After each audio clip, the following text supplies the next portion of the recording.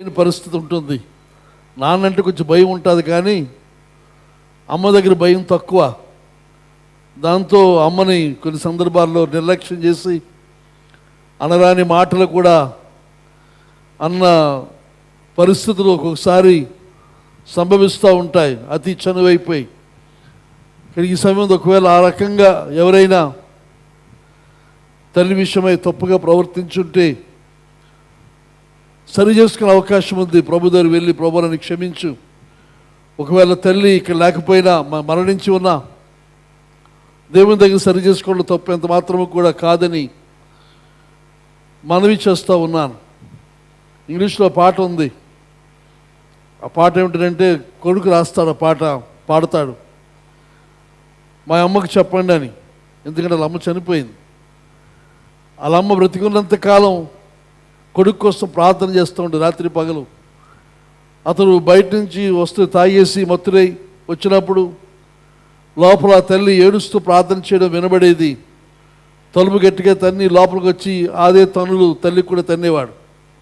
ఆ కోపానికి నా గురించి అలా ఏడుస్తుంది, ప్రార్థన చేస్తుంది, దేవుడికి కంప్లైంట్ చేస్తుందని. అయితే తల్లి చనిపోయిన కొంతకాలం తర్వాత ప్రభుని ఎరిగాడు, రక్షించబడి అప్పుడు ప్రార్థన చేస్తున్నాడు, పాట పాడుతున్నాడు. నా తల్లికి ఎవరైనా దయచేసి చెప్పండి, ఇంకేడవద్దని చెప్పండి, నేను మారు మనసు పొందానని చెప్పండి, ప్రభు రాకడలో కలుసుకుంటానని చెప్పండి అని ఆ పాట. కనుక తల్లి ఒకవేళ మరణించినా ఆమె ఏళ్ళలో మనం చేస్తున్న అక్రమం లేకపోతే బాధ కలిగించేది ఏదైనా ఉన్నట్లయితే దాన్ని ప్రభు దగ్గర ఒప్పుకుందాం, సరి చేసుకుందాం, మనకు ముందు కొనసాగుదాం. ఈరోజు మన తల్లులను ఘనపరుస్తూ ఉన్నాం, ఎందుకంటే వారు చాలా ప్రత్యేకం. They are special, valuable and irreplaceable. వారు ప్రత్యేకము, తర్వాత విలువైన వారు. తర్వాత వారి బదులు ఇంకొకరు మనం పెట్టుకోలేం, వారిని మార్చుకోలేం. వారంతా మన తల్లి వంటి తల్లి ఇంకొకరు ఉండరు. అందరూ మంచి తల్లులే, కానీ ఎవరి మట్టుకు వారికి మన తల్లికి మించినది మరొకరు లేరు. ఆ తల్లి స్థానంలో ఇంకొకరిని మనం ఎవరము కూడా ఊహించలేం. అయితే ఈరోజు నేను మాట్లాడాలని ఆశిస్తున్నది ఆ గాడ్లీ మదర్, దైవికమైన తల్లి. మామూలు పిల్లల కన్నా తల్లి మాత్రమే కాకుండా ఆ తల్లి దైవికంగా, ఆ గాడ్లీగా, దేవుని నుండి భక్తి విశ్వాసాలు జీవించిన తల్లి. పోయిన సంవత్సరం రూతుని గురించి మాట్లాడాను. రూతు ఆ తర్వాత కొన్ని వారాలు అదే విషయాన్ని ముందు కొనసాగించాను. అయితే దేవుడు తల్లిని సృజించిన విధానం ఆలోచన చేస్తున్నప్పుడు ప్రత్యేకమైన సామర్థ్యాలతో దేవుడు సృష్టించాడు. ఇంకా చెప్పాలంటే కష్టతరమైన పనులు చేయడానికి ఒక తల్లిగా ఉండే ఆ గౌరవనీయమైన, ఎంతో ఒత్తిడితో కూడిన పని నిర్వహించడానికి కావలసిన సామర్థ్యంతో దేవుడు తల్లిని సృష్టించాడు. ఈ లోకమందు ఏ పనైనా సరే, ఎంతటి కష్టమైన ఉద్యోగమైన పని అయినా సరే ఆలోచన చేస్తే తల్లి యొక్క కష్టం కంటే, తల్లి యొక్క పని కంటే అది ఎక్కువేమీ కాదు. తల్లి యొక్క కష్టం చూసినప్పుడు భౌతికంగా, ఫిజికల్గా, శారీరకంగా ఎంతో శ్రమ ఉంటుంది పిల్లలు పెంచడంలో, అలాగే మానసికంగా, అలాగే సాంఘికంగా, తర్వాత ఎమోషనల్గా, ఆత్మీయ బలము, అవసరమైన పరిస్థితి, ఇవన్నీ కూడా ఒక కుటుంబాన్ని, ఒక బిడ్డలను పెంచడంలో ప్రతి తల్లికి అవసరమైన విషయమని మనందరికి కూడా తెలుసును. తర్వాత ఇంకా చూసినప్పుడు తల్లులు పిల్లల మీద చాలా శక్తివంతమైన ప్రభావాన్ని వారు చూపగలరు. ఓయ్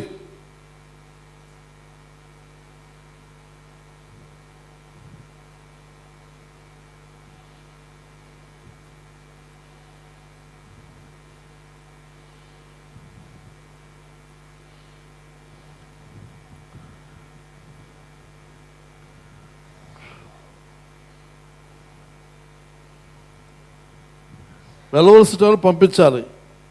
నేను మాట్లాడుతున్న టైంలో పంపడం కాదు.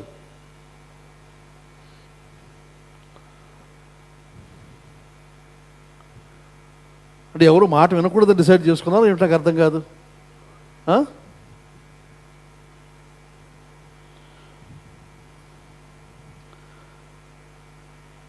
Mothers have a very powerful influence over their children. వారి పిల్లల మీద తల్లులకు చాలా శక్తివంతమైన ప్రభావం కలిగి ఉంటారు. ఇంకా చెప్పాలంటే ప్రపంచంలో ఉన్న వేదాంత సెమినరీలు అన్నిటికంటే కూడా ఇల్లు పెద్ద వేదాంత సెమినరీ, గ్రేటెస్ట్ థియలాజికల్ సెమినరీ. దేవుని గురించి ప్రాథమికమైన జ్ఞానము, దేవుని గురించిన ప్రాథమికమైన విషయాలు ఇంటిలోనే, మరి ముఖ్యంగా తల్లి దగ్గరే నేర్చుకుంటారు. ఇంకోటి మనవి చేస్తున్నాను, మన ఇంట్లో మనం దేనిని అంగీకరిస్తాం. Be careful at what you allow in your home. మీ ఇంట్లో దేనిని అంగీకరిస్తారు అనేది చాలా ముఖ్యమైనది. ఎందుకంటే మనం ఏదైతే అంగీకరిస్తామో తల్లిదండ్రులుగా, ముఖ్యంగా తల్లిగా, అది పిల్లలలో విపరీతంగా పెరిగే ప్రమాదం ఉందని మనవి చేస్తూ ఉన్నాను. ఇంట్లో దేనిని మనం అనుమతిస్తాం, దేనిని స్వీకరిస్తాం, మాటలు కావచ్చు, సంభాషణలు కావచ్చు, వస్తున్న అతిథులు కావచ్చు, లేకపోతే టీవీ ప్రోగ్రామ్స్ కావచ్చు, లేకపోతే టీవీ కాకుండా యూట్యూబ్లో మీరు చూస్తున్నవి, మీరు వింటున్నవి, దేనిని మన ఇంట్లోనికి, ఇంటి వాతావరణంలోనికి అనుమతిస్తామో అవి మన పిల్లల మీద చాలా ప్రభావాన్ని చూపిస్తాయి. జాగ్రత్త అని మనవి చేస్తున్నాను. అయితే దినమందు ప్రాముఖ్యంగా ఒక తల్లిని, పోయిన సంవత్సరం రూతు, ఈ సంవత్సరం హన్నాను మీ ముందు ఉంచాలని ఆశపడుతున్నాను. దయచేసి మొదటి సమయాల గ్రంథం 1వ అధ్యాయం మనం చూద్దాం. ఎఫ్రాయిము మన్యమందు, మన పార్వతీపురం మన్యమందు, పాలకొండ మండలంలో గుడ్ న్యూస్ చర్చిలో ఎల్కానా అని ఒకడు ఉన్నాడు. అతని పేరు ఎల్కానా. అతను ఎఫ్రాయిమీయుడైన సూపునకు పుట్టిన అవనొద్దులండి తోహు కుమారుడైన ఎలీహు. తండ్రి పేరు, భర్త పేరు ఎలీహు. ఎలీహు కాదు, ఎల్కానా. తరువాత అతనికి 2 భార్యలు. ఇది సరైనది కాదు, మరి తప్పలేదు, ఏం చేస్తాం, ఇది ఉంది. దీనికి కారణం ఏదనగా అతని తండ్రి అనుమతించాడు, తాత అనుమతించాడు, ఇద్దరే. మరి కొడు మనవడు కూడా అలాగే. కనుక దేన్ని అనుమతిస్తాం? 2 భార్యలు అనుమతిస్తే మీ పిల్లలు కూడా 2 భార్యలు అనుమతిస్తారు. కానీ 1, 2, 3, 4 పెట్టుకుంటారు. మనలాగే మనం ఎలా చేస్తామో మన పిల్లలు అంతకంటే కొంచెం ఎక్కువ చేస్తారు. కనుక ఇది ఎల్కానాకి 2 భార్యలు. వీరిలో ఒక దాని పేరు హన్నా, రెండవ దాని పేరు పెనిన్నా. పేర్లు బాగున్నాయి కదా. పెనిన్నాకు పిల్లలు కలిగిరి, కానీ హన్నాకు పిల్లలు లేకపోయిరి. వీడు ఆలోచన చేస్తే సందర్భాన్ని బట్టి చూస్తే హన్నాకు పిల్లలు లేకే పెనిన్నాను చేసుకున్నాడేమో. కనుక ఇక్కడ ఒక కారణం, సాకు మనకు కనబడుతుంది. రెండో భార్యకి, మొదటి భార్యకి పిల్లలు లేరు, కనుక రెండో ఆమెను చేసుకుని ఆమె పిల్లలు కలిగారు. ఇతడు షిలోహునందున సైన్యములకు అధిపతికి యెహోవాకు మొక్కుటకును బలి అర్పించుటకును ఏటేటా తన పట్టణము విడిచి అచ్చడికి పోవచ్చున్నాను. ఆ కాలంలో ఏలి యొక్క 2 కుమారుడు హొప్ని, ఫినెహాసులు యెహోవాకు యాజకులుగా నుండిరి. ఎల్కానా తాను బలి అర్పణ చేస్తున్నాడు తన భార్యకు పెనిన్నాకును తన కుమారులకును కుమార్తెలకును పాళ్ళు ఇచ్చుచూ వచ్చాను. కానీ హన్నా తనకు ప్రియముగా ఉన్నందున ఆమెకు 2 పాళ్ళు ఇచ్చుచూ వచ్చాను. యెహోవా ఆమెకు సొంతు లేకుండా చేశాను.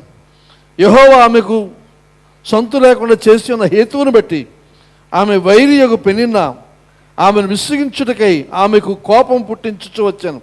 ఎల్కానా ఆమెకు ఏటేటా ఆ రీతిగా చేయించునుండగా హన్నా యెహోవా మందిరములో పోవునప్పుడల్లా అది ఆమెకు కోపం పుట్టించాను. గనుక ఆమె భోజనం చేయక ఏడ్చుచూ వచ్చాను. ఆమె పెనిమిటి అయిన ఎల్కానా, హన్నా, నీవెందుకు ఏడ్చుచున్నావు? నీవు భోజనం మానటియాల నీకు మనోవిచారం ఎందుకు కలిగినది? 10 మంది కుమారుల కంటే నేను నీకు విశేషమైన వాడిని కానా అని ఆమెతో చెప్పుచూ వచ్చాను. వారు షిలోహులో అన్నపాలను పుచ్చుకున్న తర్వాత హన్నా లేచి యాజకుడైన ఏలీ మందిర స్తంభము దగ్గర ఉన్న ఆశ్రమం మీద కూర్చొని ఉండగా బహు దుఃఖాక్రాంతురాలై వచ్చి యెహోవా సన్నిధిని ప్రార్థన చేయొచ్చు, బహుగా ఏడ్చుచు, సైన్యములకు అధిపతిగా యెహోవా, నీ సేవకురాలైన నాకు కలిగి ఉన్న శ్రమను చూచి నీ సేవకురాలైన నన్ను మరొక జ్ఞాపకం చేసుకొని నీ సేవకురాలైన నాకు మగపిల్లను దయచేసినట్లా వాని తల మీదకు క్షౌరపు కత్తి అన్నిటికీ రానియక వాడి బ్రతుకు దినములన్నిటను నేను వారిని యెహోవాకు నీకు అప్పగింతులని మొక్కుబడి చేసుకొనను. ఆమె యెహోవా సన్నిధిని ప్రార్థన చేయుచుండగా ఏలీ ఆమె నోరు కనిపెట్టుచుండెను. ఏలి అనగా హన్న తన మనసులోనే చెప్పుకొనిచుండెను, ఆమె పెదవులు మాత్రం కదులుచుండి ఆమె స్వరము వినబడకుండెను. కనుక ఏలి ఆమె మత్తురాలై ఉన్నదనుకుని, ఎంతవరకు నీ మత్తురాలై ఉందువు, నీవు ద్రాక్షారసం యోధులను తీసివేయమని చెప్పగా, అన్న అది కాదు నా ఏలినవాడా, నేను మనోదుఖము గలదానై ఉన్నాను. నేను ద్రాక్షారసం లేనను మద్యమునైనను పానము చేయలేదు, కానీ నా ఆత్మను యెహోవా సన్నిధిని కుమ్మరించుకొనిచున్నాను. నీ సేవకులను నన్ను పనికిమాలిన దానిగా ఎంచవద్దు. అత్యంతమైన కోపకారణను బట్టి బహుగా నిట్టూర్పుచ్చు నాలో నేను దీన్ని చెప్పుకొనిచుంటిని అనెను. అంతటి ఏలి, నీవు క్షేమంగా వెళ్ళము, ఇశ్రాయేలు దేవునితో నీవు చేసుకున్న మనవిని ఆయన దయచేయను గాకని ఆమెతో చెప్పగా, ఇది చూసినప్పుడు ఒక కుటుంబం మనకు కనబడుతుంది. ఒక భర్త, ఇద్దరు భార్యలు. పెద్దది హన్న, రెండవది పెనిన్నా. అయితే హన్నాకు పిల్లలు లేరు, పెనిన్నాకు పిల్లలు ఉన్నారు. ఎంతమందో మనకు తెలియదు, కానీ పిల్లలు ఉన్నారు. అది ప్రతి సంవత్సరం దేవుని మందిరానికి, శిలోహులోని దేవుని మందిరానికి వెళ్ళడం, అక్కడ దేవునికి అర్పణలు కానుకలు అర్పించడం, అక్కడ వారు అందరూ కలిసి భోజనం చేయడం ప్రతి సంవత్సరం కూడా జరుగుతున్న విషయం. అయితే సంవత్సరం అంతా ఎలా ఉండేవారో మనకు తెలియదు, కానీ ఇక వ్రాయబడిన మాటల ప్రకారంగా ఆ పండగకు వెళ్ళినప్పుడు మాత్రం పెనిన్న హన్నాను చాలా బాధ పెట్టేది, చాలా విసిగించేది. మరి ముఖ్యంగా అక్కడ మరి భోజనమో లేకపోతే ఏదో బహుమానమో మనకు తెలియదు, కానీ అది అయిన తర్వాత పెనిన్న తన పిల్లలకు ఎక్కువ వాటా వచ్చేది. ఎక్కువ మంది ఉన్నారు కాబట్టి. హన్నాకు ఒకరితే ఉంది, తన వాటా తనకు వచ్చేది. లేకపోతే తనకు కొంచెం ప్రత్యేకమైన వాటా అంత ఇచ్చినా పెనిన్న పిల్లలు తనకు కలిగినంత వాటా తనకు వచ్చేది కాదు. ఆ సందర్భంగా హన్నాకు ఒక ప్రక్క దుఃఖము, బిడ్డలు లేరని, మరొక ప్రక్క పెనిన్న తనను బాధ పెట్టడం, తనను మాట్లాడడం గమనించినప్పుడు హన్నాకు చాలా దుఃఖము, బాధ కలిగి ఆమె ఆ సమయంలో భోజనం చేయడం మానేసి అలిగిన పరిస్థితి మనం ఇక్కడ చూస్తూ ఉన్నాం. కానీ ఆ తరువాత ఇక్కడ ఈ వాక్యం చూపండి వాక్యం మనం గమనిస్తే ఆమెలో చాలా శ్రేష్టమైన లక్షణాలు మనకు కనబడుతూ ఉన్నాయి. అందులో మొదటిది మనం చూస్తే, she is committed to God. ఆమె దేవునికి సమర్పించుకున్నది. తర్వాత తనకు కలిగిన ఆ బాధ, ఇబ్బంది ఎవరితో చెప్పుకోవడానికి తను ప్రయత్నం చేయలేదు, తన భర్త కూడా చెప్పలేదు. ఆమె దుఃఖంతో ఉండడం, బాధతో ఉండడం, భోజనం చేయకపోవడం చూసి ఇతను అంటున్నాడు, ఎందుకు బాధపడుతున్నావు, ఎందుకు దుఃఖిస్తున్నావు? తన జవాబులు తెలిసినప్పటికీ అడుగుతూ ఉన్నాడు, కానీ అతనికి ఏమీ ఆమె జవాబు ఇవ్వలేదు. తర్వాత 10 మంది కుమారుల కంటే నీకు విశేషమైన వాడను కానా అని అడుగుతూ ఉన్నాడు, కానీ దేనికి ఆమె జవాబు ఇవ్వకుండా ఆ తర్వాత వచ్చిన మనం చూస్తాము, ఆమె షిలోహులో అన్నపానములు పుచ్చుకుంది. అంతకుముందు ప్రతిసారి చేసే పనేదనగా అలిగేసేది, కానీ ఈసారి భోజనం చేసి దేవుని సన్నిధికి వెళ్ళింది. అక్కడున్న పరిస్థితి మనం చూస్తే, ఏలి కుమారులు యాజకులుగా ఉన్నారు. ఏలి యాజకుని యొక్క ఆసనం మీద దేవుని మందిరంలో కూర్చొని ఉన్నాడు. వృద్ధుడైన ఏలి అక్కడ కూర్చొని ఉంటుండగా ఈమె ప్రార్థన చేస్తూ ఉంది. ఆ ప్రార్థన మనం గమనిస్తే శ్రేష్టమైన ప్రార్థన. నీ సైన్యములకు అధిపతి యెహోవా, నీ సేవకురాలనైనా నన్ను మరువక జ్ఞాపకం చేసుకొని నీ సేవకురాలైన నాకు మగపిల్లను దయచేసినట్లా వారిని తల మీదకి క్షౌరపు కత్తి ఎన్నటికీ రానియక వాడు బ్రతుకు దినములన్నిటను నేను వారిని యెహోవాకు నీకు అప్పగింతునని మొక్కుబడి చేసుకున్నాను. ఇక్కడ చూసినప్పుడు ఆ ప్రార్థన మనం చూస్తున్నాం. దేవుని దగ్గరికే వెళ్ళింది తప్ప తన భర్తను కూడా నిందించలేదు. ఒకసారి చూద్దాం, ఆదికాండం 30వ అధ్యాయం. ఆదికాండం 30వ అధ్యాయం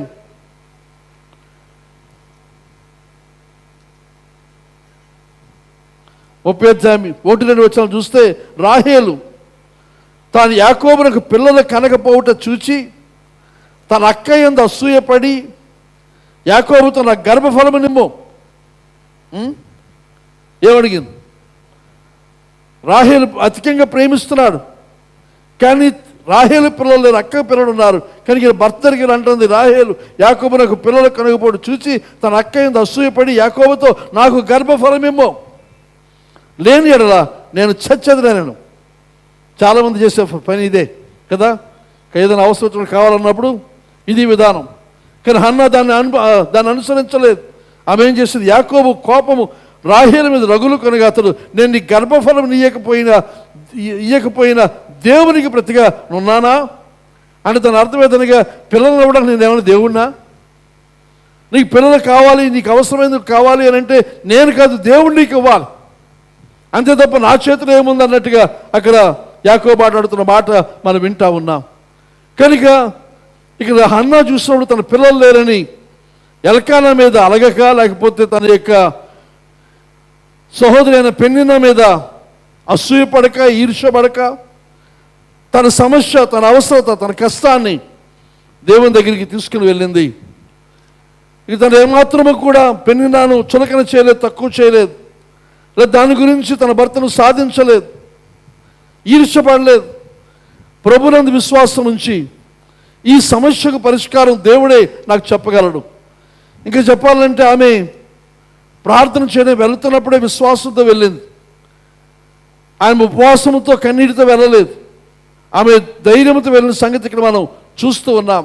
దేవుని సేవకుడు ఆశ్రమం కూర్చొని ఉన్నాడు, ఈమె వెళ్ళింది యెహోవా సన్నిధిని ప్రార్థన చేయొచ్చు, బహుగా ఏడ్చుచు ప్రార్థన చేస్తూ ఉంది. ఏమని ప్రార్థన చేస్తూ ఉంది? సైన్యములకు అధిపతి యొగు యెహోవా, నీ సేవకురాలను నాకు కలిగి ఉన్న శ్రమను చూచి నీ సేవకురాలు నన్ను మరువక జ్ఞాపకము చేసుకొని నీ సేవకురాలు నాకు మగపిల్లను దయచేసిన ఎడ్లా వారి తల మీదకు క్షౌరపుకత ఎన్నటికీ రానియక వాడు బ్రతుకు దినములన్నిటను నేను వారిని యెహోవాకు నీకు అప్పగింతునని మొక్కుబడి చేస్తాను. ఇక్కడ హన్నా ప్రార్థన చేస్తూ ఉంది, నాకు మగబిడ్డ కావాలి, సంతానం కావాలి. ఆ సంతానం కూడా ఏమిటి సంతానంగా? మగపిల్ల కావాలి. మగపిల్లవాడిని ఇస్తే మళ్ళీ తెచ్చి దేవుడు నీకే ఆ బిడ్డను నేను అప్పగిస్తాను అని మొక్కుబడి చేసిన సంగతి మనం ఇక్కడ చూస్తూ ఉన్నాం. ఇక్కడ 11వ వచనం అంటుంది, నీ నాకు మగపిల్లను దయచేసేలా మన తల మీద క్షౌరపు కత్తి ఎన్నటికీ రానియక వాడు బ్రతుకు దినములన్నిటను నేను వారిని నీకు అప్పగిస్తానంటుంది. మగపిల్లను దయచేస్తే క్షౌరపు కత్తి అనగా నాజీరు చేస్తాను వాగ్దానం చేస్తుంది. ఇంకా ఎన్ఎల్టీ తర్జుమాలు ఫుట్ నోట్లో చూస్తే అక్కడ రాయబడింది, he will drink neither wine Nar intoxicants. అతడు ద్రాక్షరసము కానీ మత్తు పానీయాలు కానీ ఎంత మాత్రము కూడా పుచ్చుకొనడు. పుట్టక ముందే ఎలాంటి కొడుకు, ఆ కొడుకు ఎలా పెంచుతాను అనేది తను నిర్ణయించుకొని అంటుంది, నువ్వు నాకు సంతానం కావాలి, నాకున్న దుఃఖాన్ని తొలగించాలి, వేదన కలుగుతోంది, నీవు మాత్రం సహాయం చేయగలవు, కనుక నాకు సంతానం అనుగ్రహించు, బిడ్డను అనుగ్రహించు, మగబిడ్డను దయచేయి. మగబిడ్డను ఇస్తే వాడిని ఎలా పెంచుతానంటగా నీ కొరకు ప్రతిష్ఠ చేయబడిన వాడిగా, అతని తల మీదకి మంగళగతి రానివ్వకుండా, అతని అలవాట్లో ఏమాత్రం కూడా త్రాగుడు కానీ మద్యానికి కానీ స్థానం లేకుండా నీ కొరకు నేను పరిశుద్ధంగా పెంచుతాను అని వాగ్దానం ఇక్కడ ఆమె చేస్తూ ఉంది. ఇంకా చూసినప్పుడు హన్నా తన భర్తలు కూడా కమిట్మెంట్తో ఉంది, ఆయనకి లోబడి ఉంది. తర్వాత ఆయన్ని ఒకవేళ చెప్పాలంటే తను ఉంటుండగా మరింకొక ఆమెను పెళ్లి చేసుకున్న కారణం చేత పెద్ద భార్యగా విపరీతమైన తగు ఉండాలి. ఎక్కడ వెళ్ళినా అతన్ని చెడ్డ చేస్తూ తక్కువ చేస్తూ చూసే పరిస్థితి ఉండాలి. కానీ ఎక్కడ ఆ రకంగా ఉన్న పరిస్థితి మనకు కనబడదు. ఎల్కానా కూడా రెండో భార్యను పెళ్లి చేసుకున్న మొదటి భార్యను ప్రేమిస్తున్న విధానం చాలా శ్రేష్టమైనది. అయితే హన్నా ఎక్కడ కూడా ఒక ద్వేషాన్ని కానీ కక్షను కానీ పెట్టుకొని తన భర్తలు కానీ లేకపోతే పెన్నిన ఎడల కానీ ప్రవర్తించినట్టుగా ఎక్కడ ఈ వాక్యములు మనకి కనబడదని మనవి చేస్తూ ఉన్నాను.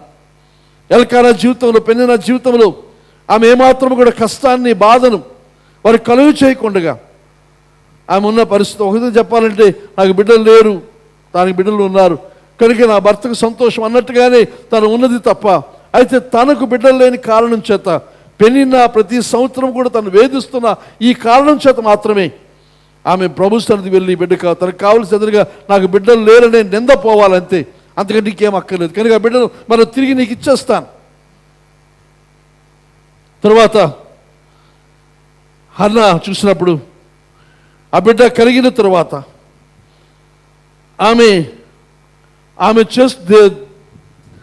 ఆ బిడ్డల విషయమై ఆమె దేవునితో చేసిన ఒడంబడిక ప్రకారంగా ఆమె చేసింది. చూడండి సార్, 1వ అధ్యాయం 22వ వచనం.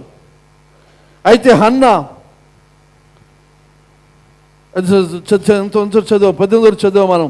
అయితే తరువాత వారు ఉదయం ముందు వేగము లేచి యెహోవాకి తిరిగి రామాలో తమ ఇంటికి వచ్చారు. అంతలో ఎల్కానా తన భార్య హన్నాను కూడాను యెహోవా ఆమెను జ్ఞాపకం చేసుకున్నాడు కనుక హన్నా గర్భము ధరించి దినములు నిండినప్పుడు ఒక కుమారుని కన్నది. ఆమె ప్రార్థన చేసినట్టుగా ఆశించినట్టుగా దేవుడు బిడ్డనిచ్చాడు. అయితే నేను యెహోవాకు మొక్కుకొని వీరిని అడిగితనని అనుకొని వానికి సమయం అక్కడ తర్వాత వస్తానులేండి. 22వ వచనం. అయితే హన్నా బిడ్డ పాలు విడిచి వరకు నేను రాను, వాడు యెహోవా సన్నిధిని అగుపడి తిరిగి రాక అక్కడనే ఉండినట్లుగా నేను వారిని తీసుకుని వస్తానని తన పెనిమిటితో చెప్పి వెళ్ళక ఉండెను. బిడ్డ పుట్టాడు, సంవత్సరం అయింది, మళ్ళా దేవుని మందిరానికి వెళ్ళాలి. వెళ్ళే సమయం వచ్చినప్పుడు హన్నా అంటుంది, నేను రాను. ఎందుకు రాను అంటే, బిడ్డ పాలు విడిచే వరకు నేను రాను. ఎందుకు అంటే, బిడ్డ పాలు విడిచిన తర్వాత వాడిని అక్కడే దేవుని మందిరంలో విడిచిపెట్టేస్తాను. మళ్ళీ తీసుకొని రావాలని నాకు ఇష్టం లేదు, కానీ బిడ్డ తీసుకుని వెళ్ళి దేవుని మందిరానికి వెళ్తే ఆయన వదిలేసే వస్తాను తప్ప మళ్ళీ తీసుకొని రాను. కాబట్టి నేను రానని చెప్పి ఉండిపోయింది. అక్కడ ఇశ్రాయేలు ధర్మశాస్త్ర ప్రకారంగా భార్య మొక్కుబడి చేసుకున్నా భర్తకు అది ఇష్టం లేకపోతే దాన్ని తొలగించవచ్చు, వద్దని చెప్పొచ్చు. వద్దని చెప్తే భార్యకి తప్పదేక.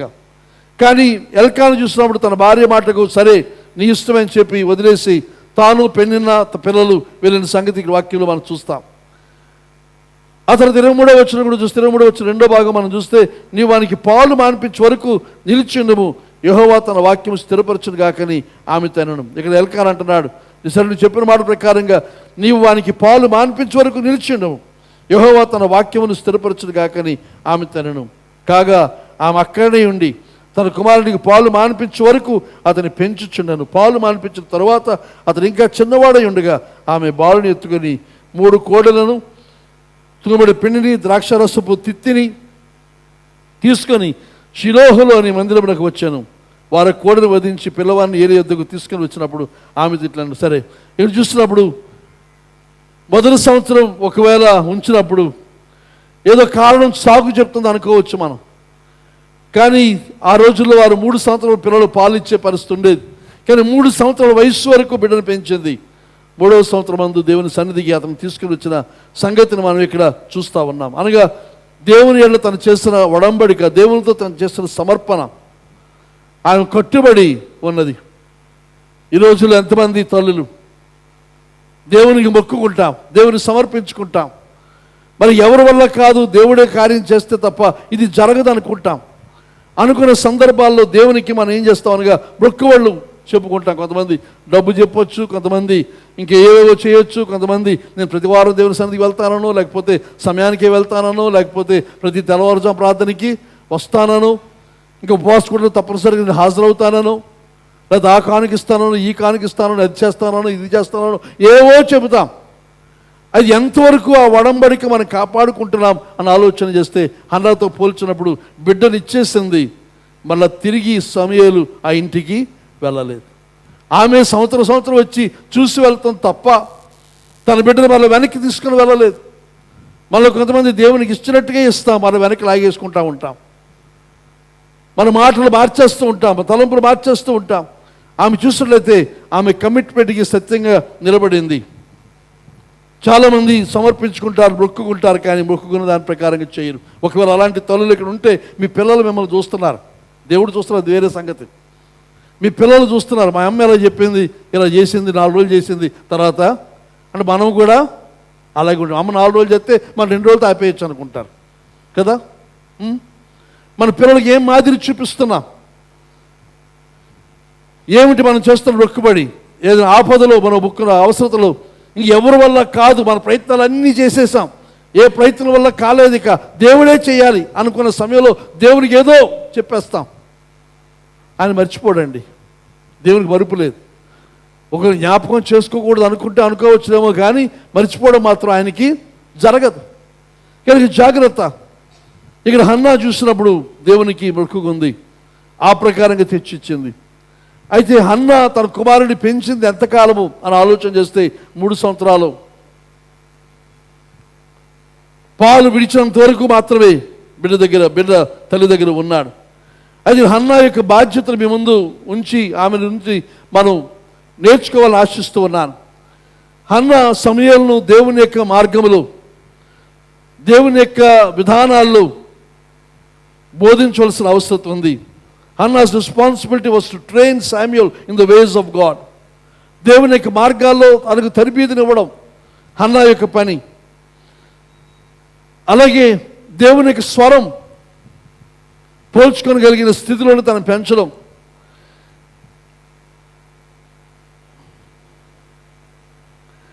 ఇక్కడ వినడం చాలా ప్రాముఖ్యం. అది మనం చాలా స్వరాలు మనం వింటూ ఉంటాం. వినడం కంటే ముఖ్యమైనది ఏదనగా మనం వింటున్న దాన్ని వివేచించగలిగిన జ్ఞానం. ఆ వివేచన దనగా ఎవరు మాట్లాడుతున్నారు. ఎందుకనంటే చాలాసార్లు మనలో జరిగేవి, ప్రతి ఒక్కళ్ళు నా స్వరం నాకు ఉంటుంది, నా మాటలు నాకు ఉంటాయి. దేవుడు ఒక ప్రక్క మాట్లాడుతున్నాడు, సైతాన్ ఒక ప్రక్క మాట్లాడుతుంది, లోకం ఒక ప్రక్క మాట్లాడుతుంది. నా లోపల నా ఆలోచనలు నాకు ఉన్నాయి. నన్ను సమర్థించుకుంటే నా హృదయం మోసకరమైందని వాక్యం చెప్తున్నప్పటికీ నా హృదయం చెప్పేవి నన్ను చాలా ఆకాశానికి ఎత్తుతూ ఉండే మాటలు ఆ హృదయం చెబుతూ ఉంటుంది. అవి వినబడుతున్నాయి, లోకం వినబడుతుంది, సైతాన్ మాట వినబడుతుంది, దేవుని మాట వినబడుతుంది. ఇందులో ఏది నేను స్వీకరించాలనేది వివేచించవలసిన అవసరత ఉంది. ఇక్కడ తల్లి హన్నా సమూయేలు నేర్పించిన శ్రేష్టమైన విషయం ఏదనగా తను ఎవరి దగ్గర అయితే ఉంచిందో, ఏ సేవకుని దగ్గర అయితే ఆమె పెట్టిందో ఆ సేవకుని యొక్క స్వరానికి నువ్వు లోబడాలి. అతను పలకాలి, అతను పిలిచినప్పుడు నువ్వు పలకాలి, అతనికి అందుబాటులో ఉండాలి, అతనికి సేవ చేయాలి, ఉపచారం చేయాలి అనే ఉపదేశం ఆ తల్లి చేసింది. ఆ బిడ్డ ఆ పని నుండి ఎంత మాత్రం కూడా తొలగిపోలేదు. తల్లి చెబితే, తల్లి ముందుగా సిద్ధపరిస్తే ఆ పిల్లలు ఆ తల్లి చెప్పిన ఆ మార్గం నుండి ఎంత మాత్రం కూడా తొలగిపోరని మనవి చేస్తూ ఉన్నాను. ప్రతి తల్లి యొక్క బాధ్యత తరబీదునివ్వాలి. దేవుని యొక్క వాక్యమందు, దేవుని యొక్క మార్గమందు, ప్రార్థన యందు తరబీదునివ్వాలి. దేవుని లేఖనాలు చదవడం, కంఠత చేయడం మా నేర్పవలసిన అవసరం ఉంది. ఇంకా వారు యథార్థంగా ఉండాలని, విధేయులుగా ఉండాలని, సత్యముగా ఉండాలని ప్రతి తల్లి కూడా తన పిల్లలకు నేర్పించాలి. నేర్పిస్తున్నప్పుడు మీరు అబద్ధాలు ఆడితే మీరు చెప్పిన మాట వినరవాలి, మీ అబద్ధాన్ని వారు పాటిస్తారు. కనుక తల్లి తప్పనిసరిగా 31వ అధ్యాయం చూస్తున్న సామెత గ్రంథంలో తల్లి మాదిరిని చూపించి జీవించవలసిన అవసరం ఉందని మనవి చేస్తూ ఉన్నాను. ఇక్కడ హన్నా చూసినప్పుడు ఇశ్రాయేలు జనాంగానికి గొప్ప ప్రవక్తను సిద్ధపరిచింది, గొప్ప ప్రవక్తగా తనని తయారు చేసింది. బైబిల్లో మనం చూస్తే ఇక్కడ ఇందాక చూసాం, మనం తర్వాత వస్తానని చెప్పాను. 1వ అధ్యాయంలోని ఆయన బిడ్డ జన్మించిన తర్వాత 20వ వచనం అంటాడు, గనుక హన్నా గర్భము ధరించి దినములు నిండినప్పుడు ఒక కుమారుని కని నేను యెహోవాకు మొక్కుకొని వీరిని అడిగి తీసితను అనుకొని వానికి సమూయేలును పేరు పెట్టాను. ఏంటిది అమ్మా? నేనేమన్నాను? తీసుకుని ఉన్నానా? నేను యెహోవాకు మొక్కుకొని వీరిని అడిగితను అనుకొని వానికి సమూయేలును పేరు పెట్టాను. బైబిల్లో గమనిస్తే చాలా చోట్ల ఎక్కువ సందర్భాల్లో స్త్రీలకే, తల్లులకే పేరు పెట్టి ఆదికి ఇచ్చాడు. ఆదికాండం చూస్తే ఆదాముకి ఇచ్చాడు దేవుడు, ఆదామును పేర్లు పెట్టమన్నాడు. కానీ మరి స్త్రీలు వచ్చిన తర్వాత దేవుడు చేసిన పని మనం చూస్తే ఎక్కువ శాతం మంది తల్లులే పిల్లలకు పేర్లు పెట్టారు. ఇక సమూయేలు పేరు పెడుతుంది తల్లి. ఎందుకు పెడుతుంది సమూయేలు అనే పేరు ఎందుకు పెట్టింది అంటే, నేను యెహోవాకు మొక్కుకొని వీనిని అడిగి అనుకొని వానికి సమూయేలును పేరు పెట్టాను. హెబ్రీ భాషలో మనం చూసినప్పుడు సాల్ అనగా ఆస్క్, అడిగిన, సామా అనగా హర్డ్, విన్నాడు, ఎల్ దేవుని యొక్క నామధేయంలో ఒక నామధేయం ఎల్. కనుక దాని అర్థం ఏంటనగా ఆస్క్డ్ ఆఫ్ గాడ్, దేవుని మనవి చేసుకొని నేను పొందానని. ఇంకొక అర్థం హర్డ్ బై గాడ్, దేవుడు విన్నాడు అని. దేవుని ద్వారా ఈ వినబడిన దేవుడు విన్నాడు అనే సందేశాన్ని ఇస్తూ చూస్తూ ఉన్నాం. కనుక ఈయన మనం గమనిస్తూ ఒకసారి పేర్ల గురించి అలాగ వచ్చాం కనుక మనం గమనిస్తే ఇక్కడ హన్నా పేరు మనం ఆలోచన చేస్తే ఆ ఉమెన్ ఆఫ్ గ్రేస్, కృప కలిగిన స్త్రీ. ఎల్కానా అనగా గాడ్ ద జెలస్, మండుచున్న ఆసక్తి కలిగిన వాడు. జీల్ ఆఫ్ గాడ్, దేవుని యొక్క ఆసక్తి, దైవ ఆసక్తి కలిగిన వాడు. పెనియల్ అన్నప్పుడు ప్రశస్తమైన రాయి, లేకపోతే ఒక పేర్లు ముత్యమని మనం చెప్పొచ్చు. ఈ పేర్లు అర్థాలు ఉన్నాయి. బైబిల్లో ప్రతి పేరు కూడా అర్థం ఉంటుంది, ప్రతి పేరు కూడా చాలా ప్రాముఖ్యం. అయితే ఇక్కడ సమూయేలు అని ఎందుకు పేరు పెడుతుందనంటే, దేవుని అతను అడిగి నేను పొందుకున్నాను, నేను చేసిన ప్రార్థన దేవుడు విన్నాడు అని ఆ భావాన్ని తెలియపరిచే దేవుని యొక్క పేరుతో కలిపి తన కుమారునికి సమూయేలు అని పేరు పెట్టింది. అయితే సమూయేలు జీవితం మనం చూస్తే అతను జీవితకాలం అంతా కూడా ప్రార్థనకి జవాబుగా ఉన్నాడు. తరువాత ప్రార్థనా పరుడుగా, గొప్ప ప్రవక్తగా తను ఉన్నాడు. ప్రార్థనకు జవాబుగా, ప్రార్థనా పరుడుగా సమూయేలు తన జీవితకాలం ఉన్నట్టుగా మనం చూస్తూ ఉన్నాం. చూడసారి కీర్తన గ్రంథం 99వ కీర్తన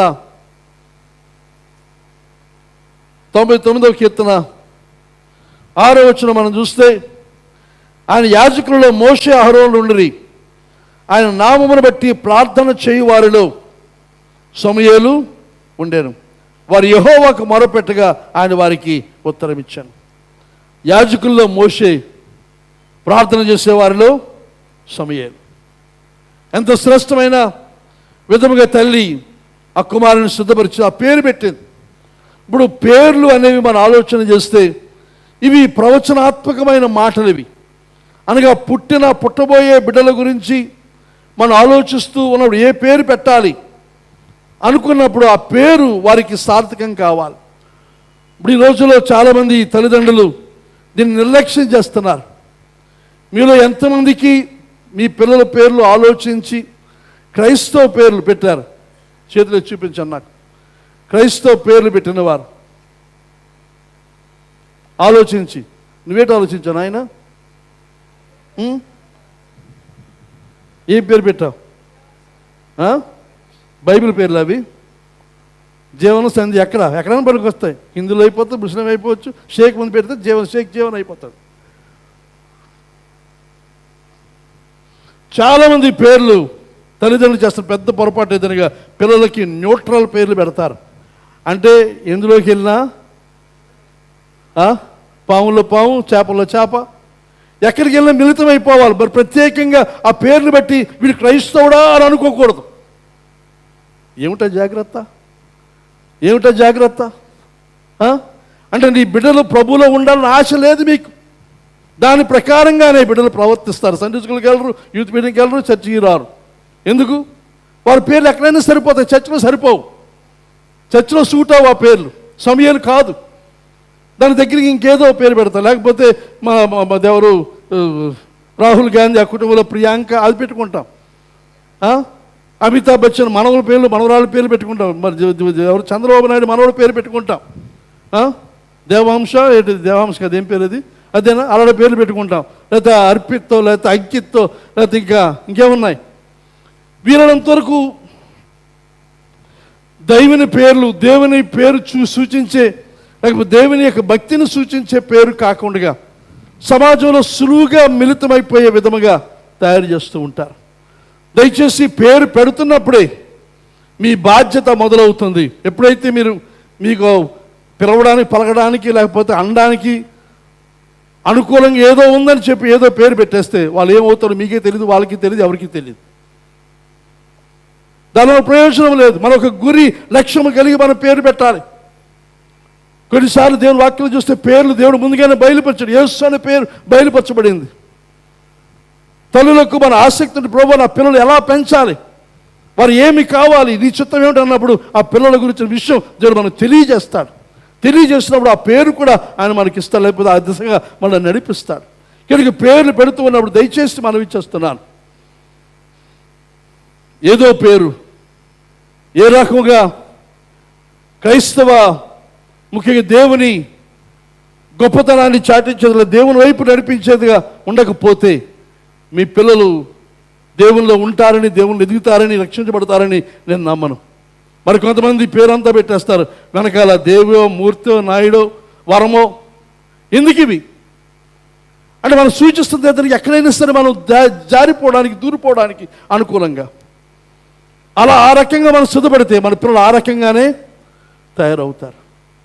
ముఖ్యంగా ఇప్పుడు తరం యవనస్తులకు మనవి చేస్తున్నాను, పిల్లల గురించి ఆలోచించి పేర్లు పెట్టండి, ప్రార్థనాపూర్వకంగా పేర్లు పెట్టండి.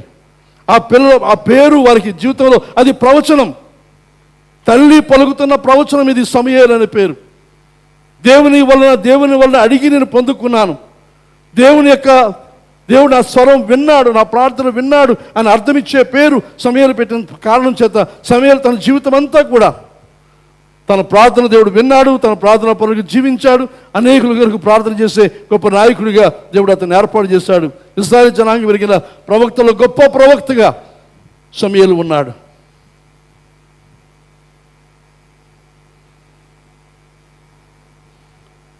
కొంతమంది న్యూట్రల్ పేర్లు కాకుండా కొంచెం హిందూ భావాలు దగ్గరలో ఉండే పేర్లు, అవే మూర్తి అలాంటివన్నీ కూడా, లేకపోతే దేవియో లేకపోతే ఇంకేమో అవి పెట్టుకుని ఏర్పాటు చేస్తూ ఉంటారు.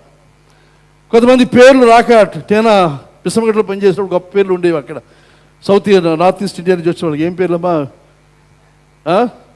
First star, second star, super star. తర్వాత ఒకసారి ఒక ఆయన పాపం క్రైస్తవులు ఒకసారి మన పేర్లకి చాలా వెటకారం చేస్తారు. మా తమ్ముడు ఎబెనేజర్ ఉన్నాడు, వాడు హిందూ ఫ్రెండ్స్ దగ్గరికి వెళ్ళినప్పుడు వాళ్ళు నీ పేరేటని అడిగారు. వాళ్ళ నాన్న అడిగితే ఎబెనేజర్ అన్నాడు, ఎదటి స్టెబిలైజర్ లాగా అన్నాడు.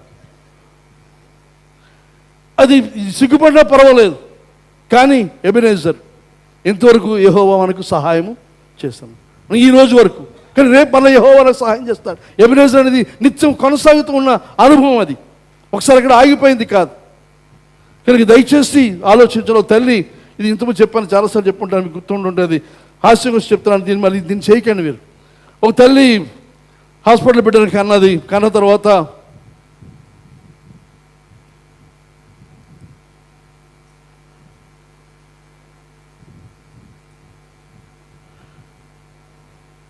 థ్యాంక్ యూ, నేను బిడ్డలకు ప్రసవం పిల్లల గురించి మాట్లాడుతుంటే నిద్ర వస్తుంటే ఏం చేయాలన్నా, నేను ఏం అవ్వాలి? నేను నా మాట వినరు. కొన్ని మాట్లాడుతున్న చివరి వినాలని వెలుకోకుండా కొన్ని మలుకుని కళ్ళు తెరిచి నిద్రపోవడం ప్రాక్టీస్ చేయండి. అది ఎవరు నేర్పిస్తారో కనుకొని కళ్ళు తెరిచి బొర్ర ఊపుతూ నిద్రపోవడం నేర్చుకుంటే బ్రహ్మాండంగా ఉంటుంది అది.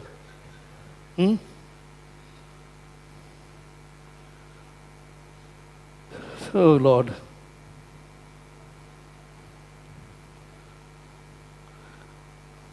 వదిలేండి, ఏ మాటలు వస్తాయి కానీ చెప్పను. ఎక్కడున్నా ఒక పేరు పెట్టడానికి స్కూల్కి తీసుకెళ్ళింది.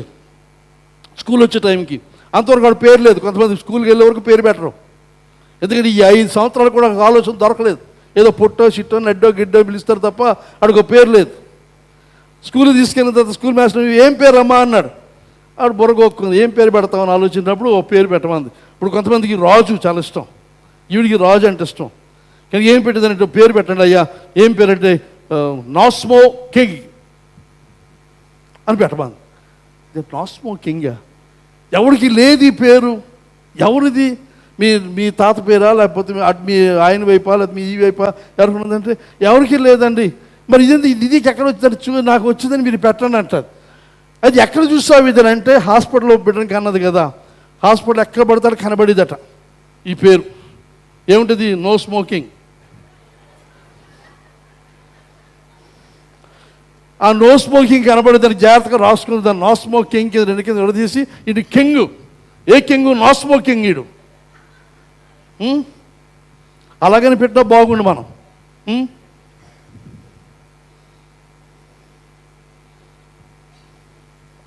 తర్వాత అన్న తన కొడుకుని పెంచిన విధానం ఆలోచన చేస్తే అక్కడ వాక్యంలో మనం చూసినప్పుడు ఆ సందర్భం మనం చూస్తే ఏలీ వృద్ధులైపోయాడు. అతని కుమారులు హోప్ని పినెహాసులు హోప్లెస్. ఇద్దరు కూడా ఏమాత్రం దేవుని సేవకుల కుమారులే, కానీ అసలు ఏమాత్రం దేవుని సేవకుల లక్షణాలు వాళ్ళు లేవు.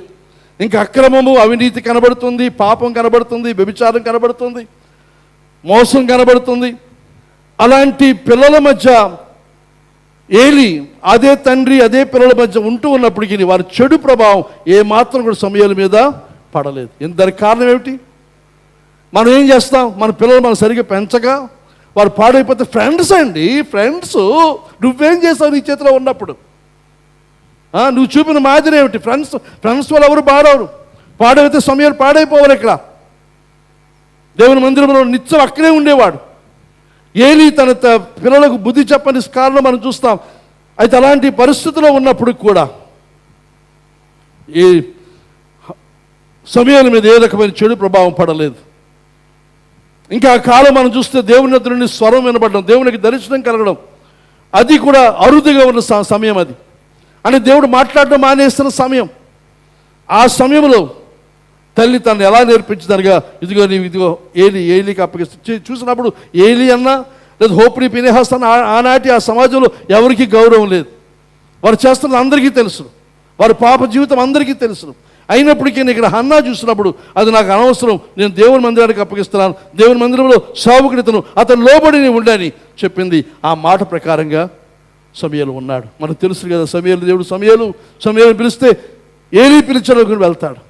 ఆ రకంగా ఏలికి అందుబాటులో ఉన్నందువల్ల దేవుని యొక్క స్వరాన్ని విని దేవుని యొక్క సేవకుడైన సంగతి మనం చూస్తూ ఉన్నాం. హన్నాకు చూసినప్పుడు పిల్లలు లేరు, చాలా కాలం పిల్లలు లేరు. కలిగిన తర్వాత ఏదో వాగ్దానం ఉంచుకోవచ్చును, కానీ ఆమె ఉంచుకోలేదు. ఇచ్చేసింది, తన వాగ్దానం నెరవేర్చింది, దేవుని గారు సిద్ధపరిచింది. తర్వాత మనం చూస్తే మొదటి సమయంలో తర్వాత అధ్యాయం మనం వెళ్తే తర్వాత దేవుడు మళ్ళీ తిరిగి ఆమె అడగలేదు, కానీ ఏలి ఆమె ఏళ్ళు ప్రవచిస్తాడు. ఏమని చెప్తాడనంటే, నీకు ఇంకా సంతానం ఇస్తాడు. 5 ఇచ్చాడు దేవుడు. ఒక్కరిని దేవుడికి ఇచ్చేస్తే ఎంతమందిని ఇచ్చాడు దేవుడు? 5. ప్రభు నాకు ఒక్కడు చాలా ఉంది, తర్వాత ఇంకెవరు కావాలని కూడా ఆశించలేదు. కానీ ఆమెకి దేవుడు 5 సంతానం ఇచ్చిన సంగతి మనం చూస్తూ ఉన్నాం. కనుక ఈ దినమందు మనవి చేస్తూ ఉన్నాను, మన పిల్లలకు ఏ రకమైన ట్రైనింగ్ ఇస్తున్నాం, ఏ రకమైన తరబీదు ఇస్తున్నాం. ఆ తల్లి యొక్క ముఖ్యంగా రెస్పాన్సిబిలిటీ, బాధ్యత తన పిల్లలను పెంచడం. దేవుడు ఏ ఉద్దేశంతో 139 చూస్తాం, దేవుడు ఇస్తున్నాడు. ప్రతి పిల్లల గురించి దేవుని చిత్తం ఉంది, ఉద్దేశం ఉంది. ప్రభు నీ ఉద్దేశం ఏమిటని బిడ్డలు తల్లిదండ్రులు తెలుసుకొని, ముఖ్యంగా తల్లి తెలుసుకొని సిద్ధపరచాలి.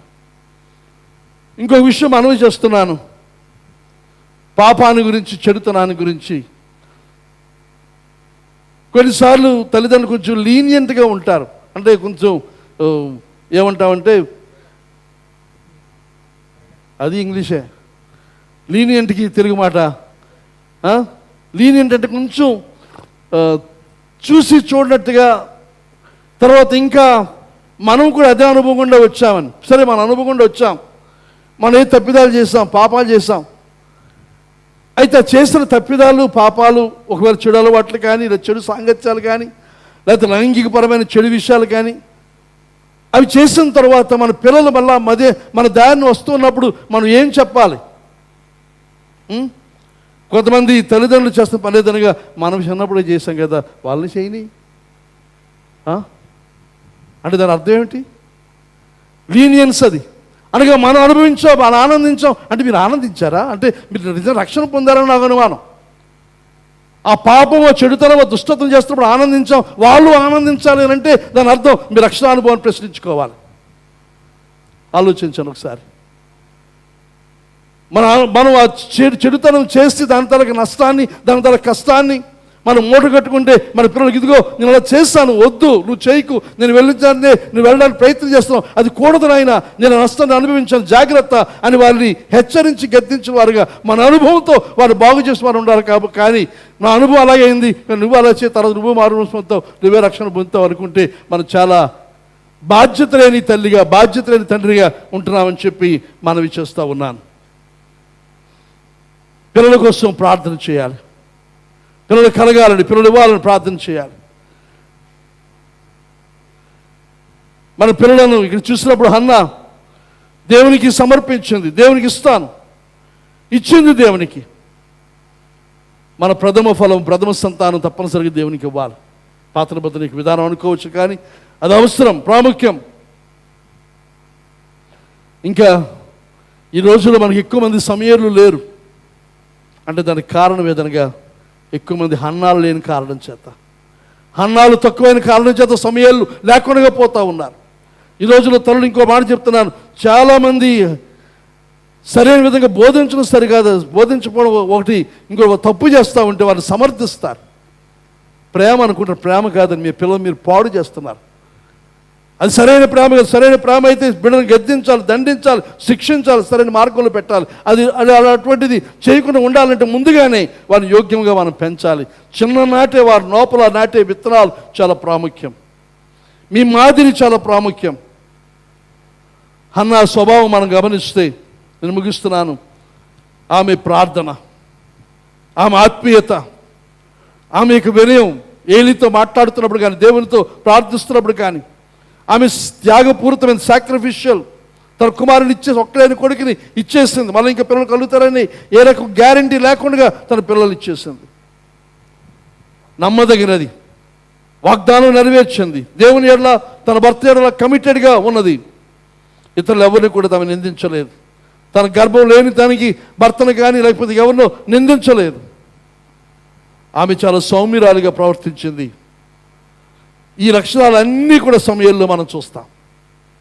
ఈ హన్నా యొక్క లక్షణాలన్నీ సమయంలో కనబడతాయి. ఒక ఆఫ్రికన్ సామెత ఉంది, the ruin of a nation begins in the homes of it's people. ఆ సమాజం యొక్క శిథిలం ఎక్కడ కనబడుతుందనగా గృహాల్లో కనబడుతుంది. గృహాల్లో కుటుంబ వ్యవస్థ శిథిలమైతే దేశం శిథిలం అవుతుంది. Life and future of a nation depends on the character of the home, and the character of the home depends on the spiritual life of the parents, particularly mother. భవిష్యత్తు జీవితం దేశముది కానీ సమాజానికి కానీ దేని మీద ఆధారపడి ఉందంటే కుటుంబాల మీద ఆధారపడి ఉంది. ఆ కుటుంబాల్లో ముఖ్యంగా తల్లి మీద ఎక్కువ ఆధారపడి చాలా బాధ్యతగా మనకు ఉందని మనం మదర్స్ డే సందర్భంగా దేశం యొక్క బాధ్యత మన మీద ఉంది. ఎల్కానా, హన్నా వారు దైవికమైన గృహంలో వారు ఉంటున్నారు. దేవుని గణపరిచే కుటుంబం అది. దేవుని కొరకు శ్రేష్టమైన కార్యాలు చేసే కుటుంబం. ఇశ్రాయేలు జనాంగం యొక్క భవిష్యత్తు ఈ సమయాల మీద ఆధారపడి ఉంది. ఆ సమయాల్ని హన్నా కన్నది, పెంచింది. కనుక మనం పిల్లల్ని కంటున్నాం, మన సరదా కోసం, మన సంతోషం కోసమైనా, లేకపోతే వారిని బట్టి మనం తీర్చుకోవడం కోసమా, మనం నెరవేర్చిన వారి ద్వారా నెరవేర్చుకోవడం కోసమా, లేక కాకుండా ప్రభువా నీ చిత్తం ఏమిటి, నీ కోసం నా బిడ్డను, నా కుమారుని, నా కుమార్తెను, నా పిల్లలను ఎలా పెంచాలి, వారిలో నేను చొప్పించవలసిన లక్షణాలు ఏమిటి. అది మొట్టమొదట పేరుతో మొదలవుతుంది. పేరు పెడుతున్నప్పుడే ఆలోచించండి, ప్రార్థించండి, సిద్ధపడండి, యోగ్యముగా పెంచండి. మీ పేర్లు దేవుని యొక్క జీవగ్రంథమందు శాశ్వతముగా లిఖించబడతాయి. ఏది కావాలి, ఏది కోరుకుంటాం, మన ఇష్టమే, మన చేతిలో ఉంది. మనకు దేవుడు ఆ స్వేచ్ఛా చిత్తాన్ని ఇచ్చాడు. ఈ దినం నేను చెప్పిన మాట మీరు అంగీకరించవచ్చు, వదిలేయచ్చు, మీ ఇష్టమే. God bless you.